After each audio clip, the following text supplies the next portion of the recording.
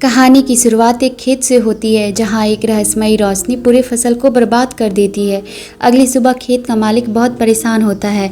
वह अपने 3 बेटों को बुलाता है और उजड़ी हुई फसल दिखाकर कहता है, अब तुम लोगों को इस खेत की रखवाली करनी होगी। तीनों भाइयों में सबसे छोटा बेटा इवान बहुत ही सीधा साधा और दयालु था। उसके दोनों बड़े भाई हमेशा उसका फ़ायदा उठाते थे और इस बार भी उन्होंने वैसे ही किया। खेत की रखवाली के लिए अकेले इवान को भेज दिया गया। रात काफ़ी गहरी हो चुकी थी। इवान अपने छोटे से दोस्त एक हेजॉग के साथ खेत की निगरानी कर रहा था। तभी अचानक उसे घोड़े की हिनहिनाने की आवाज़ सुनाई दी। उसने पीछे मुड़कर देखा तो उसके सामने एक विशाल घोड़ी खड़ी थी। इवान डर गया, लेकिन उसने हिम्मत नहीं हारी। उसने तुरंत रस्सी उठाई और घोड़ी के गले में फंदा डाल दिया। अगले ही पल रस्सी इतनी तेजी से खींचने लगी कि इवान खुद भी उसके साथ घिसटने लगा।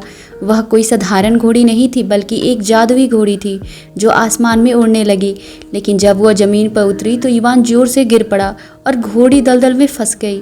इवान ने सोचा कि अगर वह इस घोड़ी को बेच दे तो उसे काफ़ी पैसे मिल सकते हैं, इसलिए उसने उसे बाहर निकालने की कोशिश शुरू कर दी। बहुत मेहनत के बाद एक पवन चक्की की मदद से वह घोड़ी को दलदल से बाहर निकालने में सफल हो गया। लेकिन घोड़ी की आंखों में आंसू थे। वह दुखी थी क्योंकि इवान ने उसे रस्सी से बांध रखा था। जब इवान ने उसके आंसू देखे तो उसका दिल पिघल गया। इवान बोला, अगर तुम वादा करो कि दोबारा हमारी फसल को नुकसान नहीं पहुंचाओगी तो मैं तुम्हें आज़ाद कर दूंगा। घोड़ी ने सिर झुकाकर वादा किया। इवान ने तुरंत रस्सी खोल दी। घोड़ी खुशी से आसमान में उड़ गई, लेकिन खेत की फसल पहले से भी ज़्यादा बर्बाद हो चुकी थी। इवान बहुत दुखी हो गया। अगली सुबह जब उसकी आँख खुली तो उसके सामने 2 बेहद शानदार घोड़े खड़े थे। इवान हैरान रह गया। तभी एक छोटा घोड़ा जिसका नाम फोल था सामने आया, और सबसे चौंकाने वाली बात यह थी कि वह बोल सकता था। फोल बोला, इवान, मैं उसी घोड़ी का बेटा हूँ जिसे तुमने कल रात दलदल से बचाया था। मेरी माँ तुम्हारी दयालुता से बहुत खुश हुई, इसलिए उसने मुझे और इन 2 घोड़ों को तुम्हारी मदद के लिए भेजा है। यह सुनकर इवान खुशी से झूम उठा। उसने सोचा कि अगर इन घोड़ों को बेच दे तो बहुत अमीर बन सकता है। लेकिन तभी उसका पिता वहां आ गया। खेत की बर्बादी देखकर वह गुस्से से आग बबूला था। जैसे कि वह इवान की तरफ बढ़ा, फोल अपनी जादुई रफ्तार से इवान को वहां से दूर ले गया। इवान उसकी तेज गति देखकर दंग रह गया, लेकिन उसे चिंता थी क्योंकि दोनों घोड़ों अभी भी अस्तबल में थे।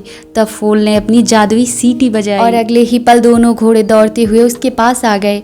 अब वे शहर की ओर निकल पड़े जहां इवान अपने घोड़े बेचने वाला था। शहर पहुंचते ही लोग इवान के शानदार घोड़े को देखकर दंग रह गए।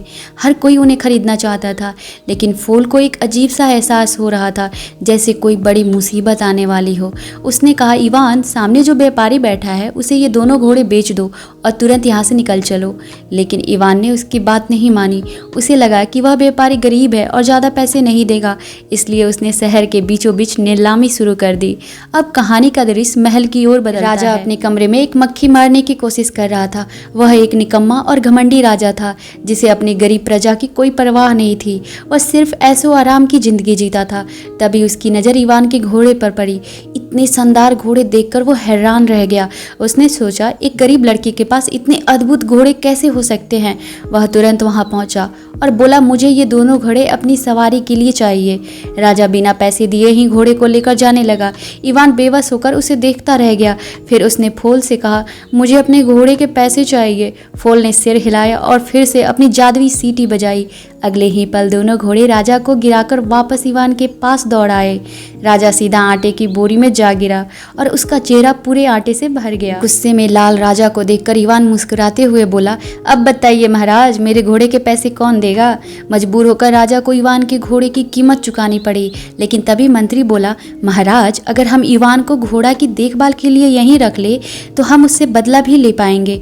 राजा को यह चाल बहुत पसंद आई। उसने इवान को शाही अस्तबल में नौकरी दे दी। धीरे धीरे इवान की खुशमिजाज और दयालु स्वभाव पूरे महल में मशहूर हो गया। लोग उसे पसंद करने लगे। यह देखकर राजा के मन में जलन और गुस्सा भर गया, क्योंकि वह तो इवान को सजा देना चाहता था। राजा की परेशानी देखकर मंत्री ने फिर सलाह दी, महाराज, अगर हम इवान को फायर बर्ड पकड़ने भेज दे तो वह कभी वापस नहीं आएगा, क्योंकि आज तक कोई उस जादुई पक्षी को पकड़ नहीं पाया। और अगर वह खाली हाथ लौटा तो हम उसे राजा की आज्ञा न मानने के लिए सजा देंगे। राजा मंत्री के इस चाल से बहुत खुश हुआ और उसने तुरंत इवान को फायर बर्ड की खोज पर भेज दिया। जब इवान ने यह बात फोल को बताई तो वह चौंक गया।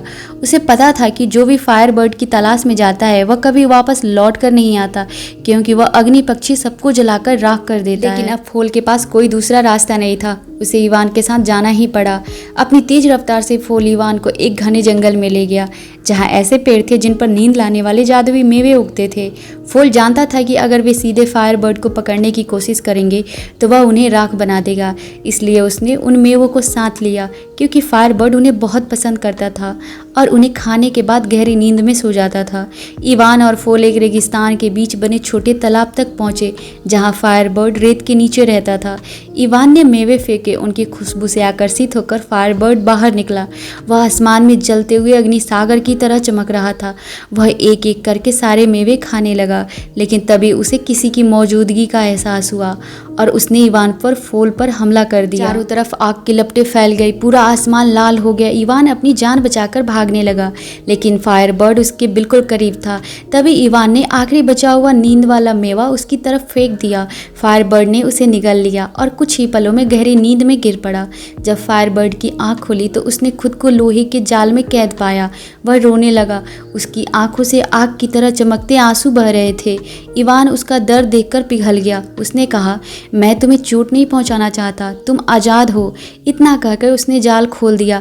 फायर बर्ड ने अपने सुनहरे पंख फैलाए और आसमान में उड़ गया। जाते जाते वह एक चमकदार सुनहरा पंख छोड़ गया।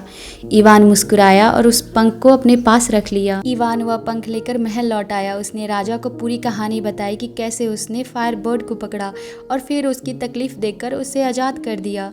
लेकिन किसी ने उसकी बात पर विश्वास नहीं किया, सभी उसे झूठा समझने लगे। इवान ने वह सुनहरा पंख सबको दिखाया, लेकिन तब तक उसकी चमक गायब हो चुकी थी। अब वह बिल्कुल साधारण पंख जैसे दिख रहा था। राजा गुस्से से भर गया और उसने इवान को आदेश न पूरा करने के अपराध में मौत की सज़ा सुना दी।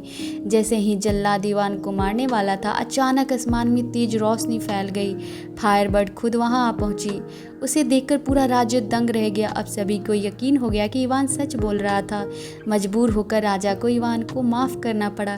इतना ही नहीं, उसने इवान को पहले से भी ऊंचा पद दे दिया। अब इवान और फायर बर्ड बहुत अच्छे दोस्त बन चुके थे। इवान बेहद खुश था, लेकिन राजा अंदर ही अंदर जल रहा था, क्योंकि अब पूरा राज्य इवान को सबसे ज़्यादा पसंद करने लगा था। राजा के मन में अब सिर्फ एक ही बात थी, किसी भी तरह इवान को ख़त्म करना। एक दिन मंत्री ने राजा को नई चाल सुनाई। उसने कहा, महाराज, अगर आप इवान को स्नो प्रिंसेस को खोज कर लाने का आदेश दे तो वह कभी वापस ही नहीं लौटेगा, क्योंकि वह दुनिया के सबसे ऊंचे पहाड़ पर रहती है, जहां कोई इंसान नहीं पहुंच सकता। राजा मुस्कुराया और तुरंत इवान को स्नो प्रिंसेस को लाने का आदेश दे दिया। इवान अपने दोस्त फोल के साथ यात्रा पर निकल पड़ा। रास्ता बेहद खतरनाक था, चारों तरफ बर्फीले तूफान थे। कई दिनों की कठिन यात्रा के बाद वे एक विशाल गुफा तक पहुंचे, जहां स्नो प्रिंसेस कैद थी। लेकिन गुफा के बाहर एक बर्फ की मोटी दीवार थी, जिसे पार करना नामुमकिन था। तभी फायर बर्ड का जादुई पंख चमकने लगा। वह उड़ता हुआ बर्फ की दीवार से टकरा गया और अगले ही पल पूरी दीवार पिघल गई। लेकिन तेज पानी के बहाव में फोल दूर बह गया। इवान बिना कुछ सोचे गुफा के अंदर चला गया। अंदर का दृश्य बेहद रहस्यमयी था। वहाँ कई राजकुमारियाँ बर्फ में जमी हुई सो रही थी। तभी फायर बर्ड के पंख की चमक से इवान असली स्नो प्रिंसेस को पहचान गया। इवान ने धीरे से कहा, मैं तुम्हें आज़ाद कराने आया हूँ। राजकुमारी मुस्कुराई और बोली, अब इस दुनिया में कोई बहादुर इंसान नहीं बचा जिससे मैं विवाह कर सकूं। इतना कहकर वो पहाड़ से नीचे कूद गई। इवान भी बिना डरे उसके पीछे कूद पड़ा। राजकुमारी अपनी जादुई पोशाक की वजह से हवा में तैर रही थी, लेकिन जब उसने इवान को गिरते देखा तो उसने उसे पकड़ लिया। तभी गलती से इवान का हाथ उसकी पोशाक में फंस गया और दोनों नीचे गिरने लगे। नीचे खड़ा फोल यह सब देख रहा था। उसने अपने जादुई पंख फैलाए और उड़कर दोनों की जान बचा ली, लेकिन गिरने के सदमे से राजकुमारी बेहोश हो गई। रात होने पर तीनों जंगल में रुक गए। फोल ने इवान से कहा, मुझे लगता है कि तुम्हें राजकुमारी से प्यार हो गया है, हमें वापस नहीं जाना चाहिए। लेकिन हमेशा की तरह इवान ने उसकी बात नहीं मानी। अब राजकुमारी के दिल में भी इवान के लिए भावनाएं पैदा होने लगी थी। अगली सुबह वे तीनों महल पहुंच गए। स्नो प्रिंसेस को देखकर राजा हैरान रह गया। उसे यकीन ही नहीं हो रहा था कि इवान सचमुच उसे लेकर लौट आया है।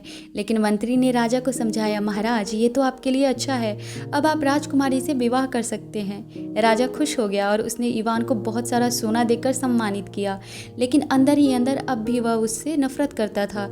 दूसरी तरफ इवान उदास था क्योंकि अब वह सचमुच राजकुमारी से प्यार करने लगा था। उस रात इवान चुपके से स्नो प्रिंसेस से मिलने उसके कमरे में गया। उसके हाथ में फूलों का एक छोटा सा गुलदस्ता था। राजकुमारी उसे देखकर हल्का सा मुस्कुराई। अब उसके दिल में भी इवान के लिए प्यार जन्म लेने लगा था। इवान ने कांपती आवाज़ में कहा, काश मैं तुम्हें इस महल से बहुत दूर ले जा पाता। राजकुमारी उसकी आंखों में देखने लगी। उसी समय महल के सैनिकों की आवाज़ें सुनाई देने लगी। इवान तुरंत वहाँ से भाग गया, लेकिन अब उसका दिल बेचैन रहने लगा था। उसे डर था कि राजा जबरदस्ती स्नो प्रिंसेस से शादी कर लेगा।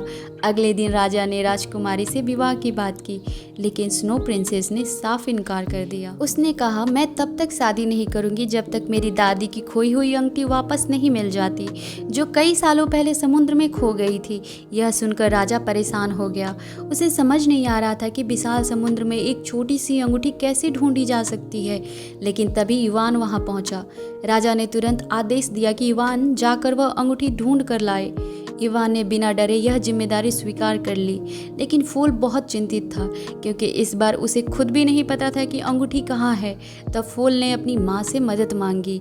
आसमान में जादुई रोशनी चमकी और उसकी माँ प्रकट हुई। उसने बताया कि वह अंगूठी एक विशाल व्हेल के पेट में है, वही व्हेल जो अब एक छोटे द्वीप में तब्दील हो चुकी है। अगली सुबह इवान और फूल उस व्हेल की तलाश में निकल पड़े। उड़ते उड़ते अचानक तेज हवा चली और इवान समुद्र में गिर पड़ा। वहाँ उसने देखा कि एक विशाल व्हेल मोटी लोहे की जंजीर में जकड़ी हुई थी। समय के साथ उसका शरीर एक छोटे द्वीप जैसा बन चुका था। इवान समझ गया कि यही वह व्हेल है। जैसे ही वह उसके पास पहुँचे, व्हेल दुखी आवाज़ में बोली, मैं गलती से कुछ जहाज़ निकल गई थी, इसलिए मुझे इन जंजीरों में बांध दिया गया, लेकिन अब मुझे अपने गलती का पछतावा है। तभी इवान के दिमाग में एक योजना आई। अगर किसी तरह व्हेल की छींक आ जाए तो उसके पेट में फंसे जहाज बाहर निकल सकते हैं। इवान और फूल व्हेल की नाक के अंदर चले गए और उसे गुदगुदाने लगे। अचानक व्हेल ने जोरदार छींक मारी। अगले ही पल उसके पेट में फंसे सारे जहाज बाहर निकल गए। उसकी जंजीरें टूट गई। व्हेल खुशी से समुद्र की गहराइयों में गायब हो गई। लेकिन तभी इवान को याद आया कि वह अंगूठी मांगना भूल गया है। वह उदास होकर बैठ गया। तभी एक छोटा केकड़ा उसके पास आया और उसने वही अंगूठी इवान के हाथ में रख दी। यह देखकर इवान खुशी से भर उठा। फूल भी मुस्कुरा उठा और दोनों तुरंत महल लौट आए। उस रात इवान फिर चुपके से स्नो प्रिंसेस से मिलने आया। उसने मुस्कुराकर कहा, ये रही आपकी दादी की अंगूठी। अंगूठी देखते ही राजकुमारी की आंखें चमक उठी। अब उसे पूरी तरह यकीन हो गया था कि इवान सिर्फ बहादुर ही नहीं बल्कि बेहद नेक दिल इंसान भी है। इवान ने हिम्मत करके अपने प्यार का इजहार कर दिया और राजकुमारी ने मुस्कुराते हुए उसका प्रस्ताव स्वीकार कर लिया। लेकिन तभी राजा का मंत्री वहां पहुंच गया। उसने दोनों को साथ देख लिया और तुरंत सैनिकों को बुला लिया। अगले ही पल इवान और सैनिकों के बीच भयंकर लड़ाई शुरू हो गई। शोर सुनकर राजा भी जग गया। वह महल की छत पर पहुंचा और जैसे ही उसने फूल को देखा, उसने बंदूक चला दी। जोरदार धमाका हुआ। फूल घायल होकर जमीन पर गिर पड़ा। इवान को पकड़ लिया गया और काल कोठरी में डाल दिया गया। रात गहरी हो चुकी थी। राजकुमारी अकेली बैठी रो रही थी। छोटा सा पंछी उसके कमरे में आया। असल में उसे फूल ने भेजा था। राजकुमारी धीरे से बोली, मैं किसी भी कीमत पर उस राजा को खत्म करना चाहती हूँ, इसलिए मैंने उसे जवान बनाने का लालच दिया और कहा कि उसे 3 कुंडों से गुजरना होगा। पहला बर्फीला पानी का, दूसरा खौलते पानी का और तीसरा उबलते दूध का। लेकिन मंत्री ने राजा को सलाह दी कि पहले इवान को इन कुंडों में डाला जाए। राजकुमारी ने कहा, अगर हमें इवान को बचाना है तो हमें 3 जादुई चीज़ों की ज़रूरत होगी। मेरी दादी की अंगूठी ठंडे पानी वाले कुंड में, फायर बर्ड का पंख गर्म पानी वाले कुंड में और धरती के आखिरी छोर पर मिलने वाला जीवन मृत्यु फूल उबलते दूध वाले कुंड में डालना होगा। फूल घायल था। उसने कमज़ोर आवाज़ में कहा, शायद मैं सुबह तक जीवन मृत्यु फल लेकर वापस नहीं आ पाऊंगा। लेकिन राजकुमारी ने उसका हौसला बढ़ाया। तुम कर सकते हो। फूल अपनी बची हुई ताकत के साथ बिजली की रफ्तार से निकल पड़ा। अगली सुबह पूरे राज्य के सामने इवान को पहले कुंड में फेंका गया। राजकुमारी ने चालाकी से अंगूठी उसमें डाल दी, जिससे इवान सुरक्षित बच गया। फिर दूसरे कुंड में फेंका गया। तभी फायर बर्ड आसमान से आया और अपना जादुई पंख उसमें गिरा दिया। तब आखिरी कुंड बचा था, उबलते दूध का। इवान उसमें गिरते ही गायब हो गया। लोगों को लगा कि वह मर चुका है।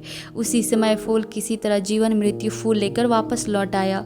फूल ने चेतावनी चेतावनी दी कि उसे तोड़ने वाला खुद भी मर जाएगा, लेकिन फूल ने अपने दोस्त को बचाने के लिए अपनी जान की परवाह नहीं की। अगले ही पल वह फूल उबलते दूध में गिरा। पूरा महल तेज रोशनी से चमक उठा और फिर उसी कुंड से इवान बाहर निकला। अब वह पहले से भी ज़्यादा सुंदर और शक्तिशाली दिख रहा था, बिल्कुल किसी राजकुमार की तरह। पूरा राज्य खुशी से झूम उठा। राजा यह देखकर लालच में आ गया। उसे लगा कि वह भी इन कुंडों की मदद से जवान बन सकता है। वह पागलों की तरह खुद उबलते दूध वाले कुंड में कूद पड़ा, लेकिन अगले ही पल एक विशाल बुलबुला बना और राजा उसमें कैद होकर आसमान की गहराइयों में गायब हो गया। राजा के जाते ही पूरे राज्य ने इवान को नया राजा घोषित कर दिया। इवान और स्नो प्रिंसेस बेहद खुश थे। दोनों फूल के पास गए जो उदास बैठा था। उसे लगता था कि जीवन मृत्यु फूल तोड़ने की वजह से अब उसकी मौत तय है। तभी राजकुमारी मुस्कुराई और बोली, यह सिर्फ तुम्हारे दिल की सच्चाई परखने की परीक्षा थी। यह सुनते ही फूल खुशी से उछल पड़ा। उस दिन के बाद इवान, स्नो प्रिंसेस और फूल हमेशा खुशी खुशी रहने लगे। यह कहानी हमें सिखाती है कि दया, सच्चाई और साहस सबसे बड़ी ताकत होती है। जब इंसान दिल से दूसरों की मदद करता है तो किस्मत भी उसका साथ देने लगती है। अगर आपको ये जादुई और भावुक कहानी पसंद आई हो तो वीडियो को लाइक करें, हमारे चैनल को सब्सक्राइब करें, क्योंकि आगे भी ऐसी शानदार कहानियाँ आपका इंतज़ार कर रही है। Thanks for watching.